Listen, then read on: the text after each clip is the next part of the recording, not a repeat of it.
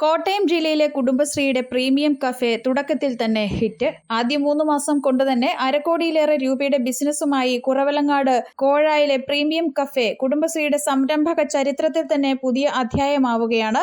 വിൽപ്പനയും സൗകര്യങ്ങളും കൊണ്ട് കുടുംബശ്രീയുടെ പ്രീമിയം കഫേകളിൽ സംസ്ഥാനത്ത് തന്നെ 1-ാം സ്ഥാനത്തെത്തി കോഴ KM മാണി തണൽ വിശ്രമ കേന്ദ്രത്തിൽ ആരംഭിച്ച കുടുംബശ്രീ കഫേ. ദിവസവും ശരാശരി 60,000 രൂപയ്ക്ക് മുകളിലുള്ള കച്ചവടമാണ് ഇവിടെ നടക്കുന്നതെന്ന് കഫേയുടെ നടത്തിപ്പ് നിർവഹിക്കുന്ന കുടുംബശ്രീ കൺസോർഷ്യത്തിന്റെ എക്സിക്യൂട്ടീവ് കമ്മിറ്റി പ്രസിഡന്റ് ബീന തമ്പിയും സെക്രട്ടറി ഷഹാന ജയേഷും പറയുന്നു.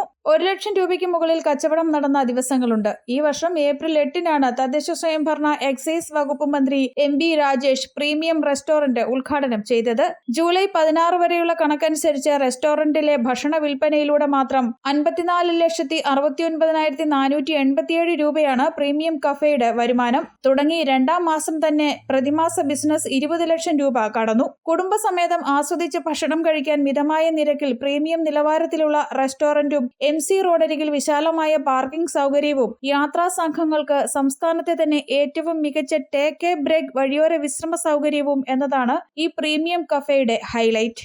ചോറും ഇഡലിയും ഇടിയപ്പവും സാമ്പാറും കുടിവെള്ളവും അടക്കമുള്ളവ സ്റ്റീമർ ഉപയോഗിച്ച് ആവിയിലാണ് പാചകം ചെയ്യുന്നത്. ആധുനിക നിലവാരത്തിലുള്ള കിച്ചണിൽ 5 സ്റ്റീമറുകൾ ഇതിനായി സ്ഥാപിച്ചിട്ടുണ്ട്.